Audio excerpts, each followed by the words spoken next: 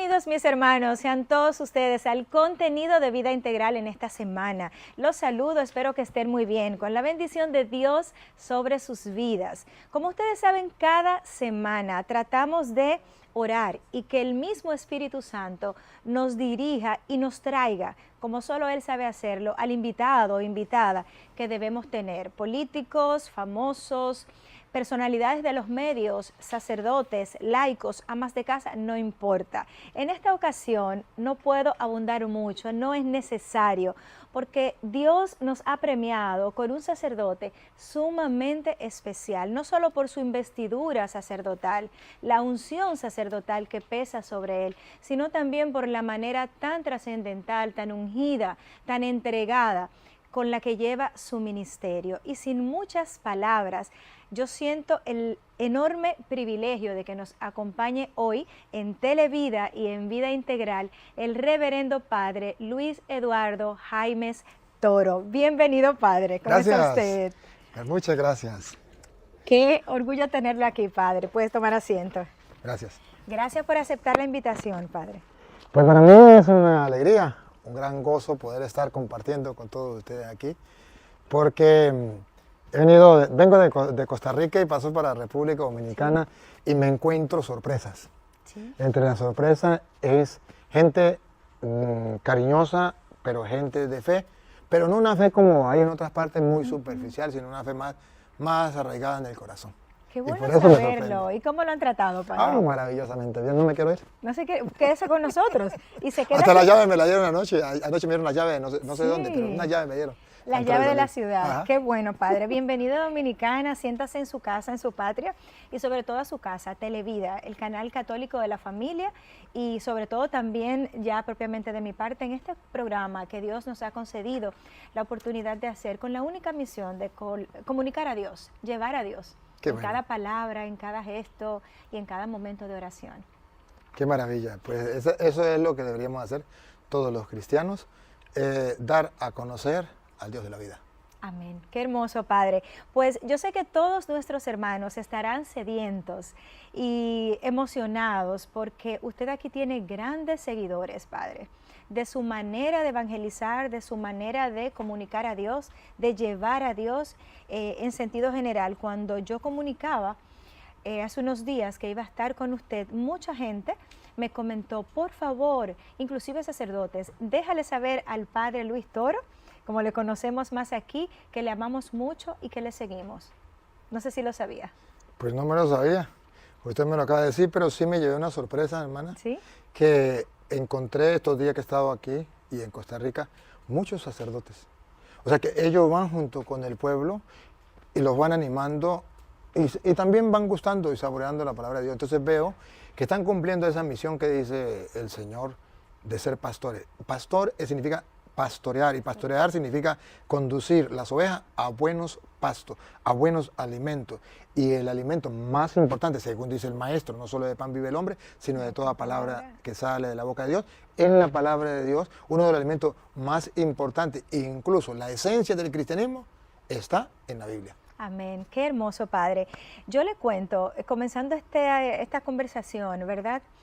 Que le conocía pues ahí en YouTube, he visto su labor, pero no le conozco mucho de adentro.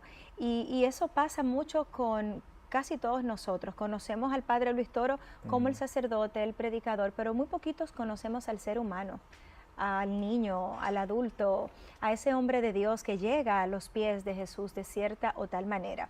Pues yo, como una laica, ¿verdad? Y con todo el nervio que me daba, es que voy a conversar con el padre Luis. Yo quería prepararme de mil maneras y comencé a escribir y a tomar nota. ¿Y sabe qué me pasó, padre? Cuando que venía un poquito retrasada para mí, dije no, solté todo y me puse a hacer el rosario. Llegué aquí haciendo el rosario. Cuando llego, me dicen que va a haber unos minutos de retraso y me voy a la capilla, que está en el segundo piso, aquí en el canal. Y me siento ahí con Jesús, a mirarle, a decirle, yo te amo, no sé qué, a orar, ahí en silencio en mi interior. Y se confirmó en mi corazón eso de que esa chuleta, que es un papel que yo uso en cada programa y donde escribo cada pregunta, aunque me deje fluir, yo hoy no quería usarla. Es el primer programa que grabo sin nada prescrito. Alabado sea el Señor. Eso me alegra mucho porque así usted está ya metiéndose en mi vida.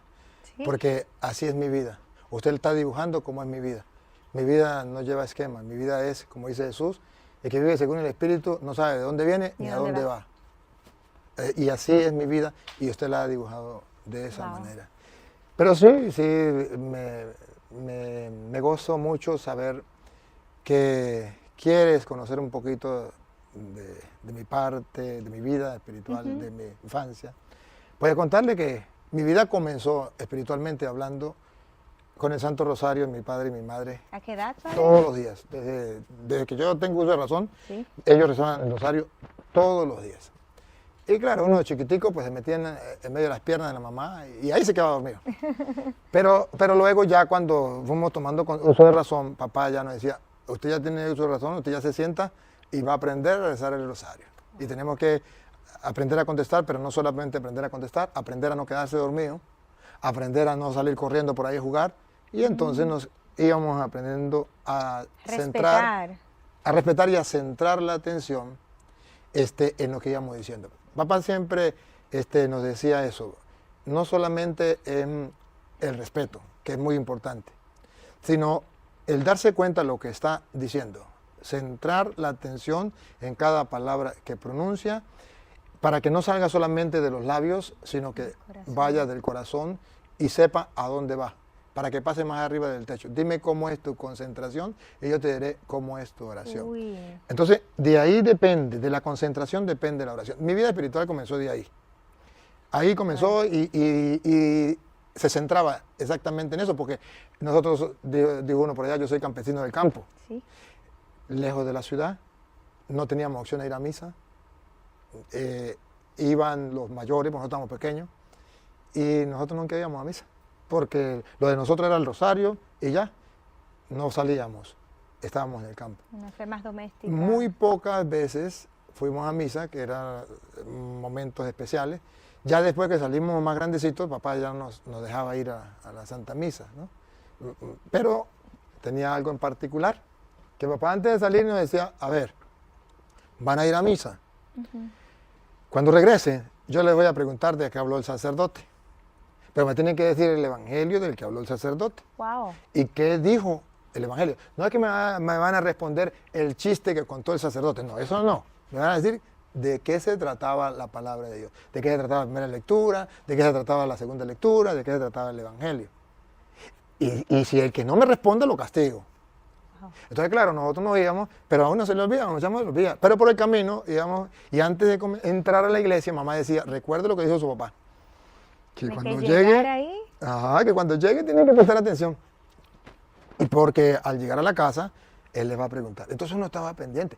Y lo simpático es que después de la misa, uno salía y a uno se le olvidaba lo que mamá había dicho, el papá le había dicho. Por el camino, ay Dios mío santo, ¿de qué habló el sacerdote? Porque caminábamos 40 minutos, una hora para llegar a la casa. Entonces, ¿de qué hablaría el padre? Cuando uno se acordaba, ¿no? Sí. Ya cuando iba llegando. A veces nos acordamos en grupo, porque a papá le preguntaba a todos. Entonces nos acordamos en grupo y decía, fue de esto. Pero nos costaba demasiado. Pero a veces nos íbamos echando chistes, nos íbamos, ¿verdad? Y se nos olvidaba. Cuando llegamos a la casa decía, papá, ¿cómo le fue a la misa? Bien. Ajá, ¿y qué dijo el sacerdote? ¿Qué problema? No nos acordábamos. Y entonces él nos ponía el castigo.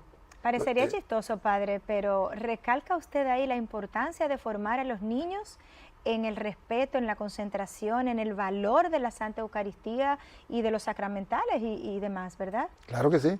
Y fíjese usted que no solamente hacía eso, sino que después ya más grandecito uno le dan ganas de ir a misa y llevar un pancito para comérselo ahí o estar jugando con los compañeros. Yo no lo voy a pelear delante de la gente. Ustedes pueden hacer lo que sea, yo lo arreglo en la casa. Y solamente nos miraban. Cuando uno estaba jugando, yo recuerdo, una sola vez comí en la misa. Y por ahí me dieron un pan y uno era muy pobre. Y alguien nos regaló un pan y no me lo terminé de comer fuera y me pude comer en la iglesia. Cuando llegué a la casa, pues me dijo, hijo, eso no se hace. Si yo no lo castigo, no lo corrijo. Y si no lo corrijo, usted lo va a seguir haciendo. Wow. Y entonces me castigó, más nunca lo hice, ¿no?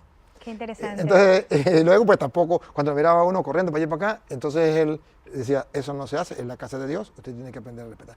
Y entonces ya uno aprendía a ir a la misa y se sentaba y escuchaba y salía tranquilo de la misa, no se portaba mal en la misa, claro, así de por las buenas que no, pero eso se llama formar, eso se llama dar forma. Dar forma significa quitar esta forma humana que yo traigo como ser humano, que viene de eso, de la especie humana, y dar la forma de cristiano. Ese es el trabajo de papá, ese es el trabajo de mamá. Entonces ahí comienza mi vida espiritual. Pero a medida que voy creciendo, ahí va. tuve la dicha de que mi papá leía la Sagrada Escritura y yo no sabía.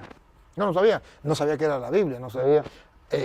Él nos explicaba las Escrituras, pero él tenía una particularidad, que él se aprendía las historias bíblicas, la de Sansón, la de José vendido por sus hermanos, la de Jonás, la de Judí, la de Esther, la del rey Salomón, la del rey David. Bueno, y él no leía la Biblia, él leía la Biblia, pero él llegaba y nos contaba. En la casa no había luz, no había televisión, no había radio, no había nada. Entonces, la película era que papá se sentara a contarnos una historia. Entonces él llegaba y nos contaba la historia. A mí la que más me gustaba era José vendido por sus hermanos. Cuando papá contaba esa historia, a mí me fascinaba.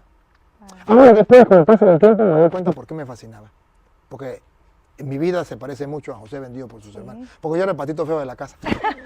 ¿Cuántos hermanos, padre? 4 hembras y después 4 varones. Y yo soy el segundo de los varones. Son 8 hijos. Ajá.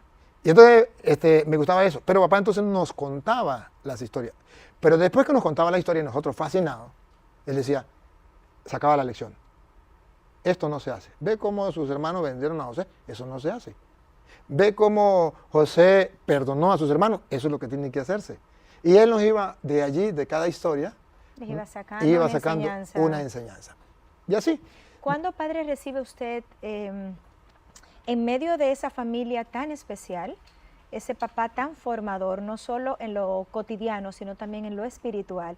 ¿Cuándo recibe usted ese encuentro con Cristo, ese toque de Dios que le hace definitivamente decidirse a vivir para Cristo, a seguir los pasos de Dios, a ser sacerdote, entrar? Antes de decidirme a ser sacerdote, usted me hizo 2 preguntas en una. El toque de Dios y después ser sacerdote, la decisión de ser sacerdote. El toque de Dios yo lo recibí cuando tenía 15 años aproximadamente, en 3er año del bachillerato. Nosotros éramos muy pobres, no teníamos nada para comer, y íbamos a estudiar, teníamos que tomar 2 carros, pero nosotros no teníamos para pagar. No sé cómo le dice aquí, allá le decimos pedir la cola, no sé cómo. Una bola, decimos aquí. Bueno, no sé cómo allá. ¿Un empujón o una bola? Un empujón, bueno, eso. Entonces teníamos que tomar un carro, el que nos quisiera llevar, y después otro carro, hasta allá. Y de regreso igual, pero no podíamos venir a mediodía a comer a la casa, era muy lejos, claro, y no nos daba chance.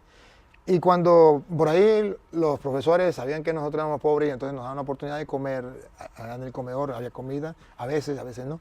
Ese día no había comida. Mi pecado capital era la ira. La ira. Yo, si tenía que dejar un plato de comida para pelear, yo lo dejaba. Claro, papá no nos permitía pelear. Y papá decía, el día que peleen, los agarro, los cuelgo de aquí, los cuelgo a la viga y les meto candelo por debajo. Entonces después nos vamos a pelear. Nos daba ganas de pelear, y a mí me fascinaba. Había que aguantarse con los hermanos ahí. Ganas de pelear. Pero era muy delicado. Cualquier cosa me fastidiaba. Y también era muy muérgano. Si a usted no le gustaba algo, yo se lo hacía para que se pusiera brava y yo me era feliz viéndola a usted brava y ya, eso era mi deleite. Bendito sea Dios. ¿Y cómo llega ese gran toque a los 15 años? Y llego, estoy en clase, todo el mundo sale para su casa y yo era muy iracundo, tenía mucho odio con mis hermanas porque me pegaban, resentimiento, y decía, yo no se la perdono, yo un día crezco, el día que yo crezca, a punta de cachetado, puño parejo. Ahí me va a vengar. Sí, eso había mí. Venganza. Porque todos los días me pegaban. Como yo era el patito feo, todos los días me pegaban. O me pegaba el uno, me pegaba el otro, me pegaba el otro. Por cierto, le voy a echar un chiste rapidito aquí. Mire. Una que no me pide, mi hermana dice que yo no la perdoné. Yo la perdoné, solamente que me da mucha risa. Yo era muy hambriado. Entonces, todo lo que llegaba tenían que cuidar de que yo no me lo comiera. Porque yo nunca me llenaba lleno. Yo, claro, uno en el campo y hambriado no.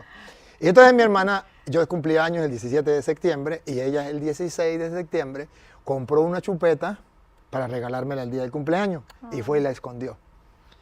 Y yo como le revisaba todo, Fui y encontré, el 16 de la noche, encontré la chupeta. Y me la comí. ¡Ave María!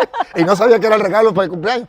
Al otro día, cuando ya vamos al cumpleaños, felicitar y dice ella, yo le tengo un regalo a Luis. Vaya, búsquelo. Y sale ella corriendo a buscar el regalo. Pobrecita. Y cuando llega, no encuentra la chupeta. Se enfureció. Seguro que fue ese hambriento, allá decía lambucio, ¿no? No sé si ustedes entienden esa palabra, pero ese lambucio se comió la chupeta. Venga para acá. Y me agarró y me dio una paliza. El día del cumpleaños. Entonces, ese fue su regalo. Ese fue el regalo, porque me comí la chupeta. Y después yo ya grande, yo digo, no, ¿para quién era? Si el regalo era para mí, pues ¿cuál era el problema? Pues ya se lo comí. Solo que no espero que se lo entregara. Entonces yo tenía mucha ira, yo tenía mucho rencor, deseo de venganza. Yo llevaba una lista de las personas que me habían hecho daño. Y yo todos los días pensaba cómo me iba a desquitar, cómo me iba a vengar de esas personas. Y yo no sonreía, yo no tenía amigos, yo me la pasaba amargado. Wow. Y entonces, ese día, mediodía, tenía mucha hambre. Yo le dije, Señor, no puedo ir a la casa a comer.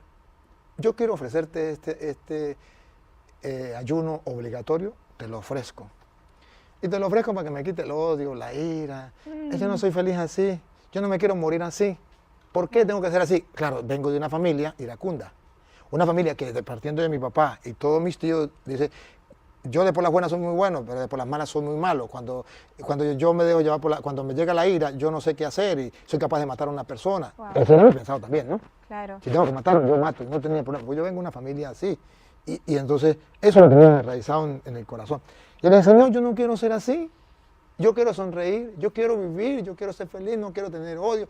Ayúdenme. Y me pongo a pensar en Él y a pedirle con esa hambre que tenía. Y yo no sé si fue de hambre, yo no sé de todo. El caso es que yo perdí el conocimiento. Pero la verdad es que no fue de hambre. No me desmayé. Perdí, o sea, me salí de esta tierra, me fui no sé para dónde. El caso es que cuando llegaron los muchachos me encontraron a mí sentado, pero en otro planeta. Y ellos pensaban que yo me había desmayado, que yo me había muerto, que no sé qué, y me agarraron a cachetarme, a despertar. Me hicieron entrar. Pero cuando yo despierto, ya no soy yo, ya no soy el mismo. Wow. Ya mi corazón había cambiado, ya mi mente había cambiado, todo cambió. Había otro Luis. Otro Luis. Que había nacido ahí. Ese Luis que usted conoce hoy, nació ahí ese día. Bendito sea Dios. Y ese Luis amargado, de odio, de venganza, murió. Había desaparecido. Desapareció por arte de magia, por un querer de Dios, Padre. por un amor de Dios, algo que yo no me explico, porque sentí mi corazón limpio, mi mente despejada, una paz tan grande, que los muchachos me golpeaban y a mí me daba risa. Y yo decía, si supieran lo que yo estoy viviendo, si supieran lo que estoy disfrutando, nada. Y de ahí seguí. Ya nada lo llenaba de ira, Padre. Nada. Ya nada. Y desde ahí más nunca en la vida me he puesto bravo. Me he llevado por la ira. Me he molestado. Usted me hace algo que no me gusta y le digo, no me gustó. Pero no se llena de ira. Pero no me ciego. Es que me cegaba y no me importaba que me matara. No me importaba matar. Me cegaba total y absolutamente. Nació un nuevo Luis, Padre. Tengo que irme a una breve pausa. Usted sabe cómo es el tiempo en televisión, pero veo cómo se llenan sus ojos de lágrimas al recordar esa vivencia a sus 15 años y enternece mi corazón, verdaderamente. Ustedes, mis hermanos, no se pueden mover de su asiento. Ese sacerdote que ustedes ven ahí respondiendo, tan contestatario, tan fuerte, firme, ¿verdad? Defendiendo nuestra fe con uñas y dientes. Ese hombre, al mismo tiempo tierno, con estas experiencias tan gloriosas de Dios en su corazón. Usted no se lo puede perder. Seguimos entrando en el corazón del reverendo Padre Luis Toro. No se mueva de su asiento, porque en breves instantes estamos